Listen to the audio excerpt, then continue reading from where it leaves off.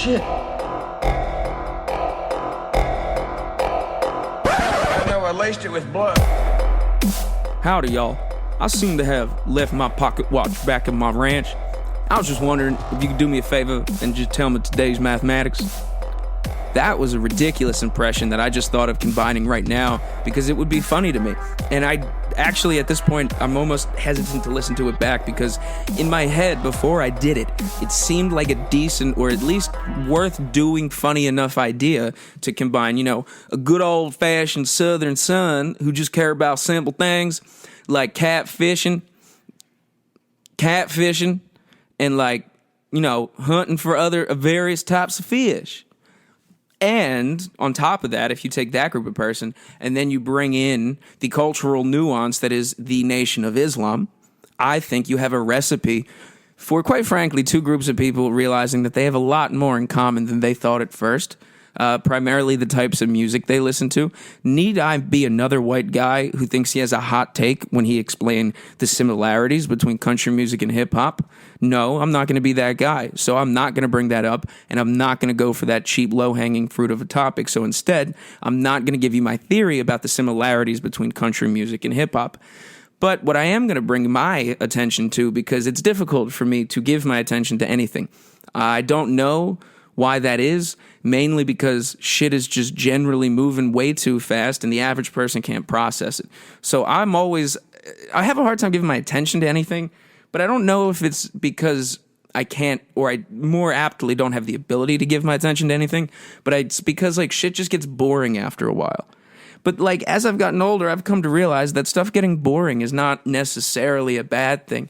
In fact, stuff getting just, you know, regular Joe Schmo, the plumber, mundane melancholy, you did it on Monday, I'll do it tomorrow on Tuesday.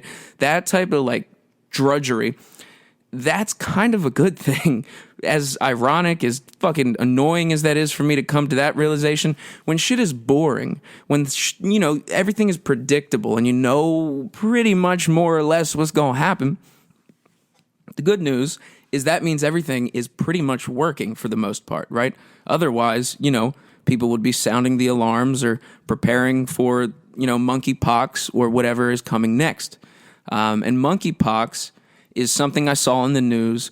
I didn't bother really reading enough about it because I personally have reached my personal threshold limit for awareness of biological weapon attacks that I could take for the year. I think I've done enough. I've kept up on enough of them. I even had swine flu back in 2000, whenever the fuck simpler times were. And the swine flu thing, and again, hate to remind anybody who is going to be shocked by this, but I'm not a doctor. But I haven't gotten coronavirus this entire time. And I, again, am very grateful for that. That's great news. And I in no way, shape, or form have some COVID kink fetish where I really want to just get shot up with COVID-19 and look at people's feet. Because actually, that was a weird-ass thing, and I feel like going for feet is now like a cheap shot too. But the amount of people who like feet is fucking perplexing.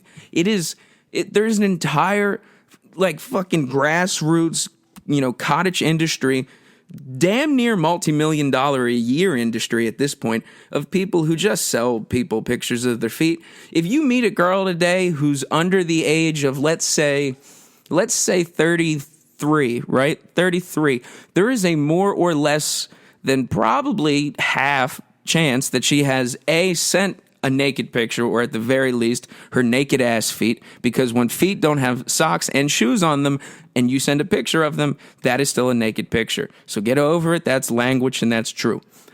Most girls do that, and they're so blasé about it, because there's this entire culture of like, well, I can't afford my rent this month, and I'm studying psychology, so it's going to be about all the amount of time left before I make any money.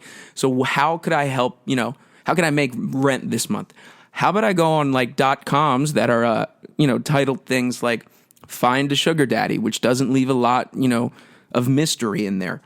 It seems a little weird, and it's so blasé. And like, sure, if everyone's having fun, I guess there's an argument to be made for letting people do it. It is actually pretty capitalistic. It's free market if you want to say everyone sell pictures of your feet. individually packaged, tiered, maybe membership type of things where they could see some toes.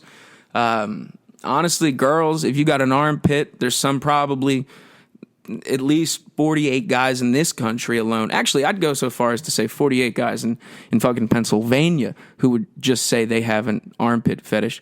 And I'm really getting off the point here, but the point I do want to point out is that there's very few points in shit being true. Things are not usually true. It's very hard to acknowledge or even recognize when you come across a universal truth.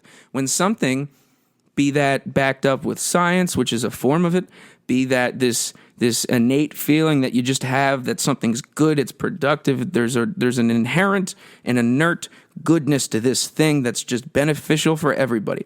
An example of something like that would be the song Just a Friend by Biz Markie, who I would like to offer my sincere prayers and at the very least thoughts and condolences to Agnes, Agatha, Jermaine, and Jack, who were, of course, the very close friends, and that's a fact, of the late, great DJ, poet, rapper, spiritual advisor from afar, Biz Markie, the man behind the song Just a Friend, which is in and of itself an example of one of the increasingly rare universal truths in this world.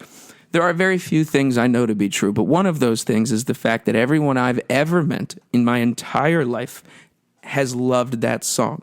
And I have met a wide range of motherfucking people. I'm talking short people, tall people. Actually, those are really how I group people in my head. Anyway, so the song Biz Markie is a song that is loved by Chris Rock, my fucking grandmother, who was raised in like a fucking coal mining town nearly 90 years ago where people shat outside in upside-down coffins called outhouses. The fact that there is a world in which those two people have something in common is nothing short of a miracle, nothing short of divine intervention, really. And take that, I may sound like I'm being glib, and you may think I'm being glib on purpose, but I think I'm kind of like being serious here. I don't know what it is, but I think it's an example of this proof that there is some universal truths, but it only comes around and it's very difficult to pick up on when you're near something that could potentially inspire that feeling. But when you see it, you got to fucking not only hold on to that shit, but you got to defend it. You can't let people say it's not true. So if someone were to say, Biz Markie only had one song, name a single other song in his discography, right? He's not that good. He's overrated. You as a person who believes in progress and goodness and generally the benefit of humanity and, wants everyone to do well, what you should do if someone were to talk that shit is hit them in the face, smack them up, and then throw a 20 on their chest, tell them to get a good or decent haircut, and you tell them that's for Biz. That's how much I am passionate about this song. And the song, if you go back and you explore it, is about a guy who is really kind of fucking dumb. I mean, the entire song is a comprehensive, intricately described 3-act structure in which Biz fell for every goddamn step along the way that this hoe was pulling. I'm talking every single one.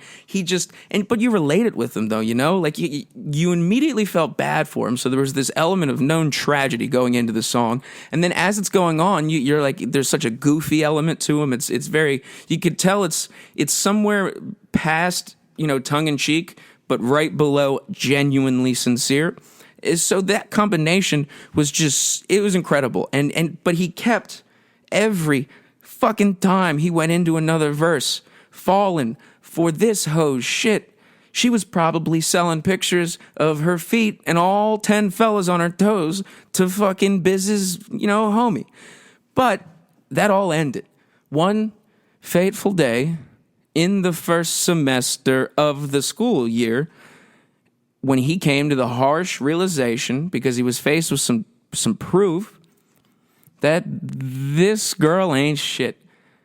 Or more importantly, I guess, that you are kind of responsible for recognizing when shit is either real or not, when you're either allowing unreal shit to have or be in your life in a real way. You got to determine when that's happening and not allow it to happen. Otherwise, you're going to end up as a one-hit wonder who kind of really, if we're being honest, is more joke than profit. But still, I thought that was a good connection. I thought that was inspiring. That felt pretty genuine, didn't it? Very few truths in this world, pardon me. My voice still cracks once a quarter, like once a business quarter, and I'd like to think that's because my dick is enormous. But in terms of other shit, other shit that's true, like the two topics I just brought up, who's the fucking Paul? Who's like the evil one, the evil Abed of the Paul brothers? Logan? No, yeah, Logan. Who the fuck? Logan is the one who went to Japan and filmed dead bodies in a forest, right? And then Jake Paul is the one who looks like every bully on a Disney Channel show, which is actually, I think they were on the Disney Channel, but I'm not like 100% positive because I kind of stopped watching the Disney Channel when Sunny with a Chance stopped. But anyway, back to the Pauls. So fucking Jake Paul said he wants to not only fight the game, but he wants to knock him the fuck out, and that is a fucking truth. That's according to Jake Paul. And Jake Paul, another great example of someone saying something that people would describe nowadays as my truth, like, hey, I'm gonna knock the fucking game out. When in fact, we all know, not only is that not a truth, that is the opposite of truth. And we actually don't have any evidence to back that shit up, but we all know it deeply in our soul that the game is literally capable and cool with and can forgive himself for murder.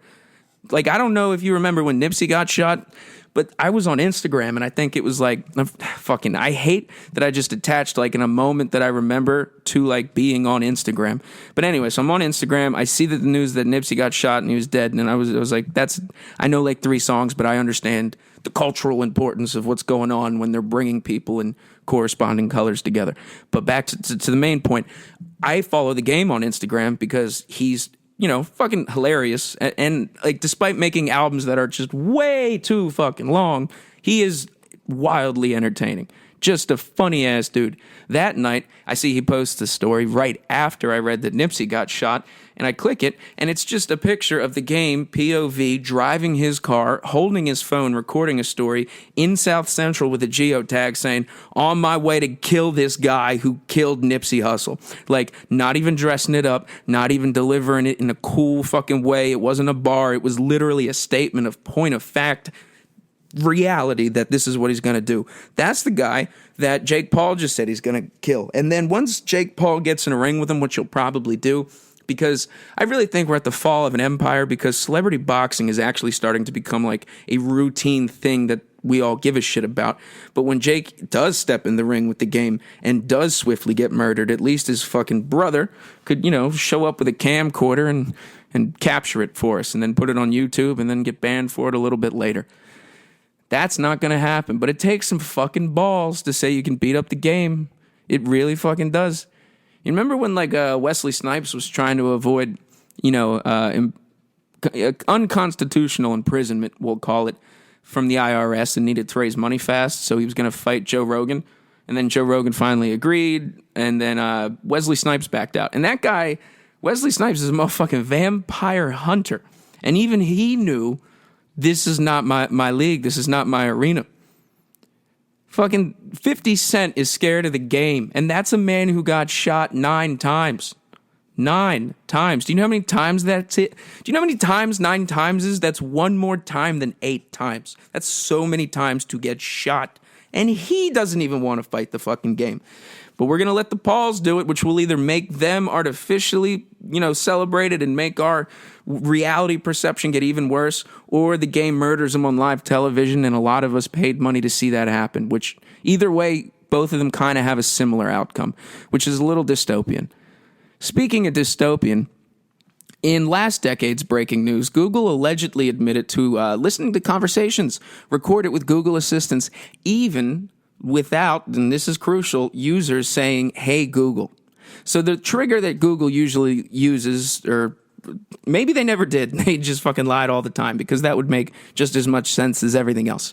But the way a lot of voice recognition companies like Amazon and other people that do it, they the devices in your home are programmed to hear you say the hey Siri, hey Google, hey Alexa, hey Raphael, hey Donatella, hey ladies, yeah, you know what I'm saying?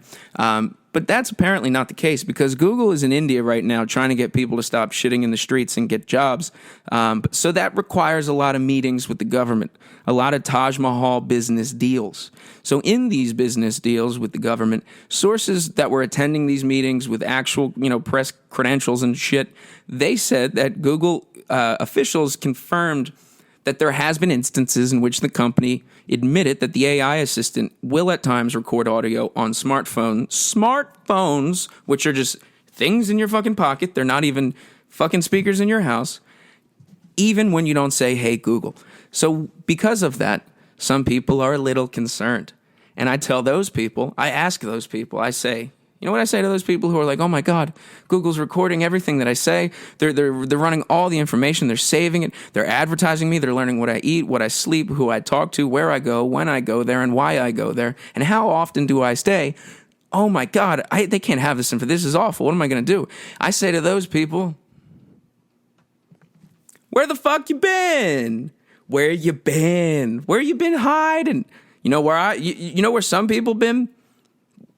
Probably under the equator with a bunch of other billionaires, or fucking not stupid. Those are the two places the people who were not worried or surprised by this have been. They either the people doing it or the other people who've been heard, you motherfucking lazy, uninspired, unengaged moron. When you just start being cool with or surprised far too late with a reality you don't like, there is something really, really wrong about that because you're enabling it. You're not doing anything. And shit like this can be stopped. If enough people knew about the level of just creepy Black Mirror 1984 spying going on you already, strictly just for advertising, just so American Eagle could sell you stretchy jeans, just so Bed Bath & Body Works could tell you this is, the new Gwyneth Paltrow pussy candle, just so it could be a thing of commerce is attached to it. That's not even considering what the fuck else is going on with, government agencies or just, programs in which several agencies are designed to and physically and electronically just gather information on pretty much every fucking living thing in their dog for the fact that it would protect the country. Not even for the creepy, adrenochrome shit that some of you might be thinking about. Literally for the public safety. And there is an argument to be made there because what they do is take in all the information of pretty much everyone they fucking can and they make an amalgamation of it so they can profile and create, let's say, fucking 32 or 64 different types of Americans. Because I hate to break it to all of you, most of us are not snowflakes, so we're pretty much versions of one or another, more or less, because we're all kind of the one person. Anyway, moving forward past that, when that is brought into consideration, you got to think like, what's the point in me being, worried or scared about this now? Because it's been going on since ever. I say to those people, congratulations, today is day fucking one for you. There is nothing you can do on day one when you're trying to stop governments and, shit like that. When you're dealing with, the rules of society itself, well, really more so who enforces the rules of society of itself, you are not going to win that fight most of the time.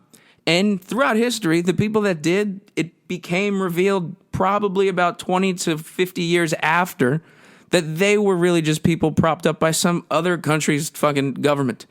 That's going on still to this day. President of Haiti got shot. His wife got shot. They're both dead. Some people are talking about the DEA. Kodak Black has announced his, intention to run for president of Haiti. And Wyclef Jean is still trafficking drugs and children. All of these things are, more or less crazy. But who knows if they're true or not. So the things that you do know to be true, like take, for example, laws, right? We talked about laws the last episode. Laws are a version or an example or within this vocabulary word bank of truth because we know there are laws. We know they are true. We know that you shouldn't murder someone because someone at some point will come get you and something bad will happen to you. That's not something we could say is my truth. We can't say, well, my truth is you don't murder people, which would imply that the inverse of that is, well, my truth is that I can murder people. And both of those thoughts would now be at least morally equal. We all know that's not the case. So that's why we know that rules, or at least some of them, are absolutely true. They exist and they are factual, whether you like it or not, whether you love it, whether you hate it, whether you die tomorrow, whether you make it through the day. That is not changing. And those things are so hard to find, but the more so I think now than ever, really, probably because of the internet, probably because of some MK Ultra spinoff sitcom, that people are now exceedingly trying to warp what's true, to present it now as my truths. And I think there's been this weaponized feeling that people have that's actually a good thing at first. I think people, for the most part, don't want to hurt other people's feelings. I think that's generally what no one really wants to do that. The few people that do, but you need fucking something to watch on an A&E docuseries when they get murdered. But for the most part, no one wants to hurt anyone's feelings. But I think that generally good thing in people has somehow, because probably enough data has been collected by Google, Amazon, and the NSA, figured out a way to like weaponize it to become self-destructive within society. Because now people will say shit like, take the pregnant man emoji, right? All of a sudden, there's an emoji in which a man is pregnant. Now, I ask you, are there pregnant men? The beauty of a podcast is I'm not going to hear any of your answers, and I'm just going to give you mine. My answer is no. There are not pregnant men. Perhaps there are trans men who are pregnant, which medically speaking are women who think they're men who are currently pregnant. But that doesn't mean they don't exist, because they fucking do. You could look at them, them, who I'm not even going to fucking open that box. But what I'm saying is that is also not true at the same time. You have to say what's not true. And the reason I bring this up is because for a lot of you who don't know, emojis are not just standard text things that Apple made and have on their phone. Emojis are like an open source concept that a lot of people work on and, design, almost like literally modern hieroglyphics.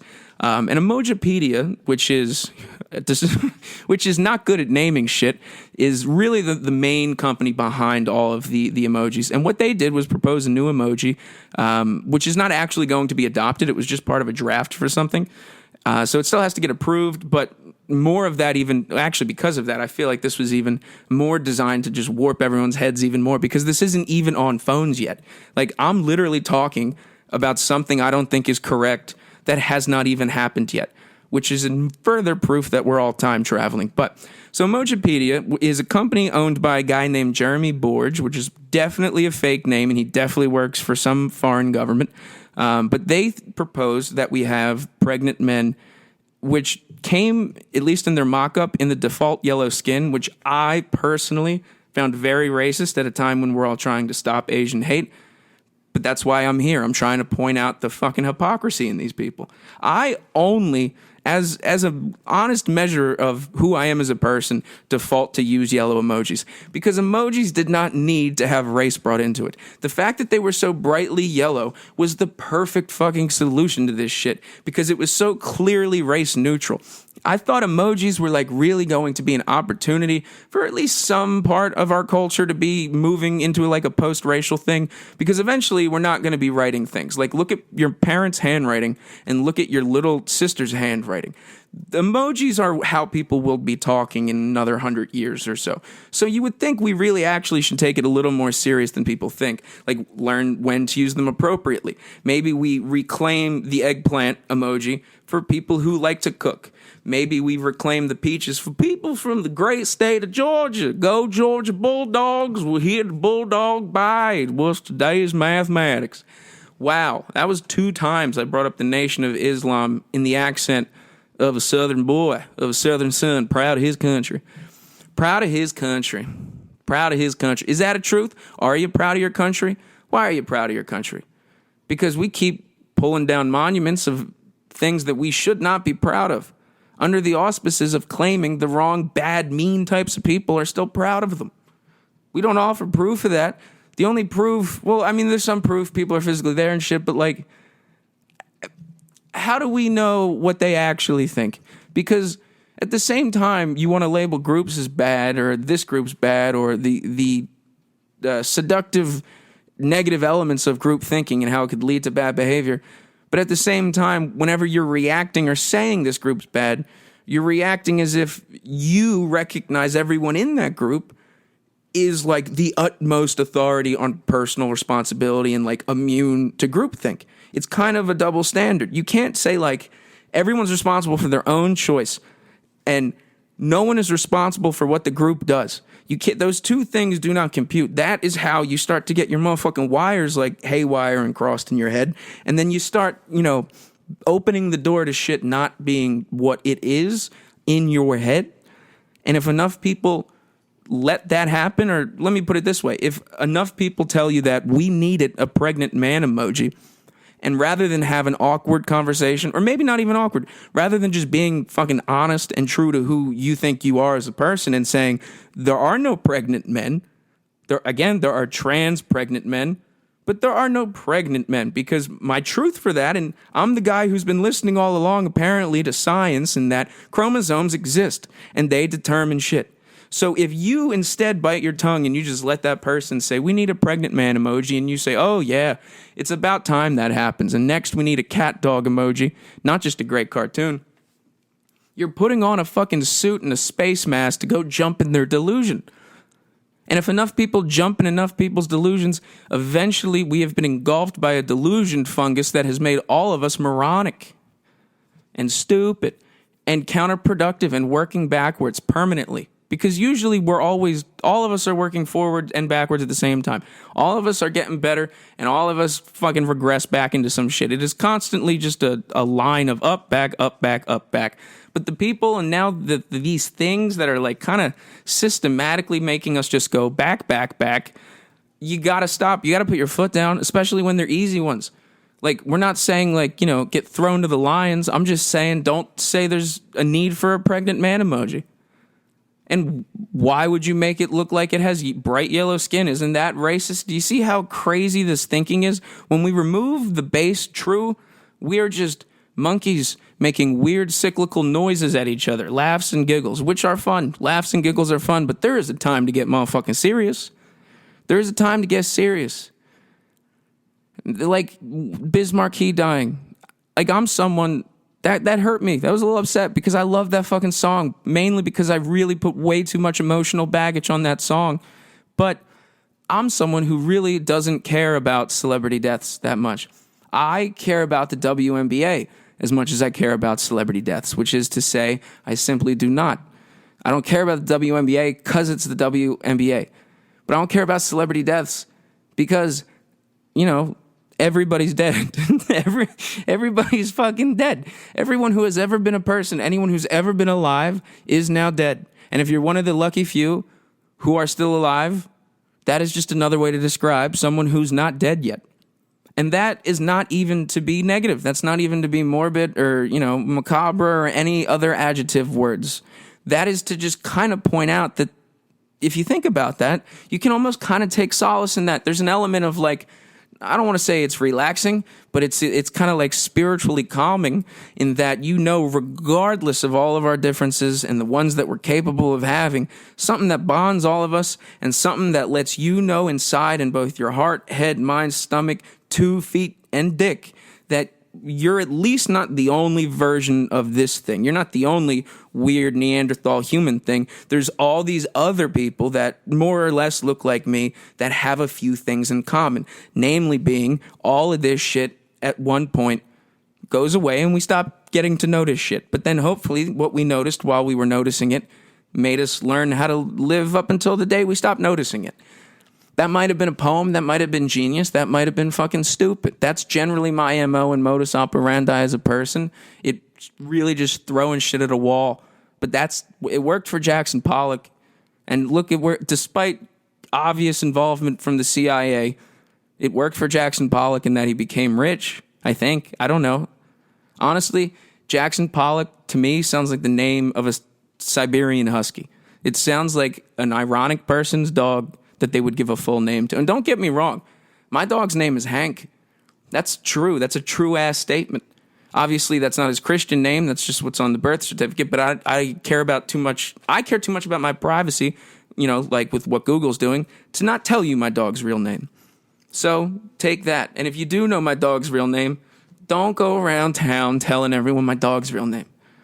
Well, actually, maybe do that because my dog has had a socialization problem happen during COVID. Dude, the lockdown, it fucking had a mental effect on everybody. Most people got worse. A few people got better, or at least looked like they started to get better. But it was really an invitation to just regress in every way you knew.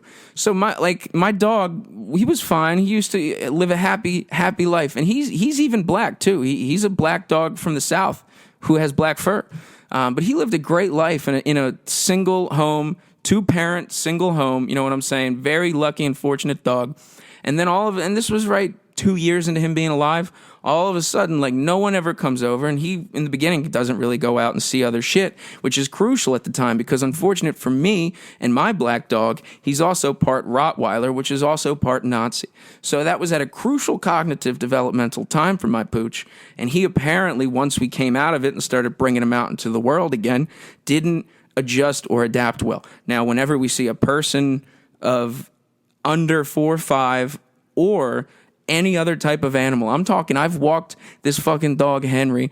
Oh man, I just did it right there. But who cares? He's a fucking gangster. If you got a problem, take it up with the game. So I've walked my dog past a horse, literally a horse, and he's lost his shit. Like, if I wasn't there, he would go down swinging, trying to kill him. And yet I'd bring this dude home, and he'll literally sit on a couch like a person and look like he watches television. You know? That's crazy. That's a weird thing. And all of that, and I don't know if that was the pandemic also making me see literally less people, and then I just start overanalyzing the behavior of my dog, but personification's fun, and it was a good way to pass the time. But that's true. That is true about personification always being fun. And it's an easy way to think, too. Personification, I find, is actually pretty... It's a good like test exercise. It's a good thing to work on having, because when you personify things, you start to kind of think about like the range of potential feelings things could have. And then if you like think like, well, a tree, what kind of feelings would a tree have? It would probably be secure and sturdy and satisfied and shit. Now you're thinking like, well, what do all 3 of those words mean?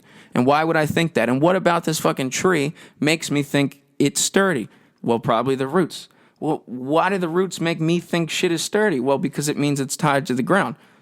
And why would that make you think that's safe then? Well, because it can't float away. Well, why would it float away? Because there's gravity here. Well, how do we know that? You see, if you just do these weird little comically silly sounding games in your head, you could pass a fucking hour really getting to the bottom of some shit, or at least thinking you've gotten to the bottom of some shit. But the Wastly Wabbit, this has been an episode where I try out some voices, because I feel like I'm good at impressions in my head, but I really, like, when the time comes and someone's like, all right, let me see you're walking, all I got is like, you guys, and that's it. I literally can't do anything else. Or if it's like someone who I could tell might have seen Pulp Fiction, I'll go with your daddy's watch, my ass, which I always lose in that ass, like I did just right there. But the last thing that was something I wanted to call attention to is that there is a proposal in motherfucking office, courtesy of the Democrats. So, Democrats want the women of the country, all American, to have to register for the draft as well. Now, if you're not familiar with what the draft is, it is not just when people keep playing football. It's when the government tells you, hey, bud, time for you to go to war. Now, I do not like war, and I was someone who, you know, when I first was explained what a draft was, or hearing stories about people or who got drafted in Vietnam, like my uncle who got fucking crazy, wouldn't let me play Lil Romeo show on Nickelodeon because of the rap music, which I later came to connect with the heavy bass being from Machine Guns. And it was a crazy, wild experience thinking about the draft. But I was always someone who was like, if I get drafted, I'm hitting, you know, the nearest canoe store and canoeing my way on up to Ontario. As I've gotten older again, which, man, is it annoying when the cliches are right, I've cooled on that opinion. I don't really think I'm going to do that, because I used to think, like, if you're going to be in the military, that means you literally get handed an automatic weapon, and you go to a jungle. I was ignorant of the fact that it is highly, specialized. Just like anything else, you go into it, you're assessed as to what there's baseline skills you got to have, but just like anything else, you're tested for aptitude, for interest, for what you're going to do. There's people who take the time to figure out what's true about you and then try to put it to the best use available. That's something I was ignorant to when I was younger. So now, obviously, I don't want there to be another draft. I don't want there to, be another war. But there's definitely going to be another war. I don't know if it'll even be fought the way we think about wars. It might be going on right now in terms of pregnant men emojis and, Russia's, arms dealing and China's, all of the animals in China are now being turned into bioweapons. It's like the opposite of Noah's Ark. It's like the movie with Kevin James and the talking rabbits. Or what the one, where Rocky, hey, yo, Adrian, played a fucking capuchin monkey. Or maybe that was Adam Sandler. We're getting too far off topic. But the good news is, it wasn't really a huge topic here. But to my main point, truth is important, but truth is not abundant. But one thing I know to be true is that liberal Democrats, or the Democrats who are in power, are motherfucking lying to you.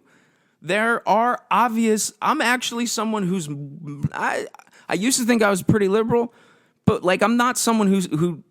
I'm open to any argument. You know what I'm saying? If I've made anything clear, it's how vague my stances are on things. But something that I'm starting to see is that the party of people who claim to care about everyone past the point of even themselves, which is always a red flag, are really more or less people who don't give a shit about it, paying lip service. And that's a simple fact and truth. So the Senate Armed Services Chair, Senator Jack Reed, Democrat from Rhode Island, which is where they make gay ice cream, or maybe that's Vermont, it was obtained by Politico that a new proposal that he was sponsoring makes it very clear that he plans to update the All Americans section that would explain who's going to get drafted. Turns out, not only is it going to be everybody, it's going to be men and women everybody. Now, you would think the Democrats would be the people who are like, that's crazy. Because if the women registering for the draft doesn't sound crazy to you, you're a fucking cuck. You're a cuck-ass dude. Because women should want to be in the military just as much as some men do. But the simple fact of the matter is that's not how the numbers play out. You know what I'm saying? You should be allowed to do whatever you want. You should be allowed to apply for whatever job you want. Any woman who wants to defend her country has my utmost respect. But if you don't, if you go away and you don't pass all the training shit or whatever they do, I've only really seen Jarhead. I've never been to, Hell Week. If you don't pass it, you don't do it. So if we're going to institute a law in which literally all women have to register for the draft, and you are making literally all of the women become part of the military, when such proportionately small percentage of women would even want to be in the military, you are a government literally making an army out of your citizens, and then we're North Korea. It's crazy. And something that caught my eye is that dude John McCain, that war hero, that dude who was a good guy, that dude whose wife knew about sex trafficking near their home and said nothing until he was dead, that dude who had a really, really weird Mike Tyson level purple left eye, bruise on his face right before he died. That guy who had a Delta Force team following him every time he traveled abroad. That guy whose stories didn't really often line up. That guy who just out of fucking nowhere got everyone to love him all of a sudden right before he died. I'm talking about John McCain. John McCain supported this idea.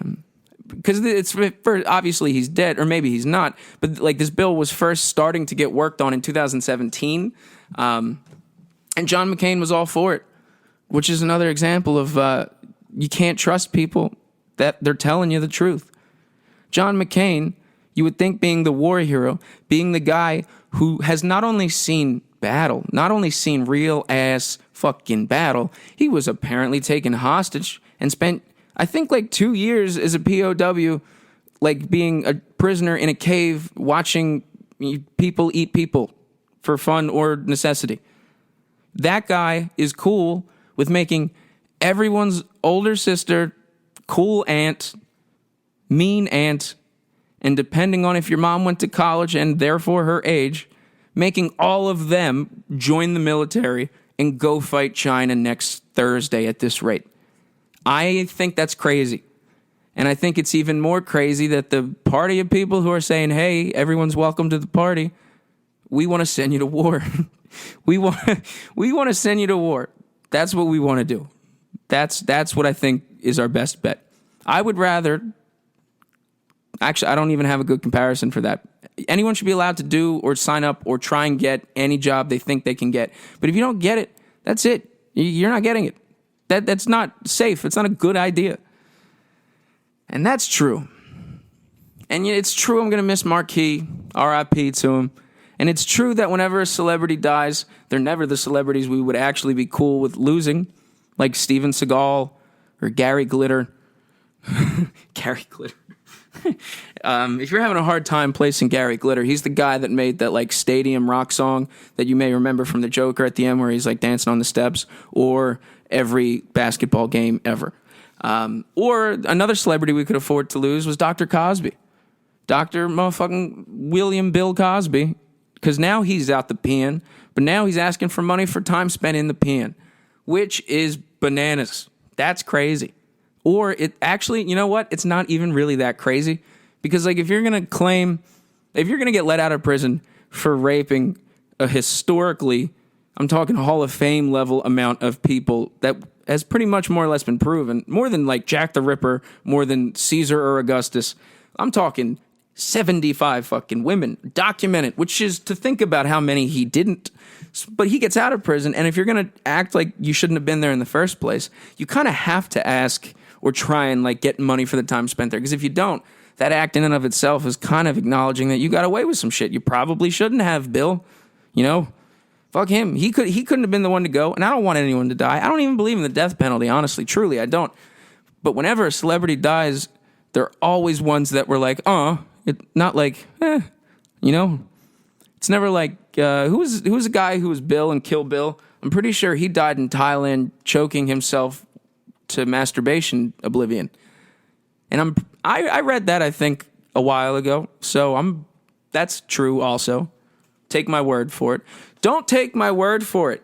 That was the whole point of what I've been saying. That was a crazy, irresponsibly reckless thing to say about another human being and more or less a man's reputation as who he is. Instead, do your own research. Fact check me. Look into it. See if see if what I'm saying is true. And if you agree with another person's assertion or claim, what you're doing is either stepping into the false reality and helping false turn into true, or you're going to defend what's true. You're going to say he didn't die that way. Don't do that. And now there's some laws as to what happens when you slander. But most importantly, do your own research. And in this case, you're going to see and you're going to find out that the guy who played Bill from Kill Bill did die in Thailand, a pedophile choking himself, jerking off.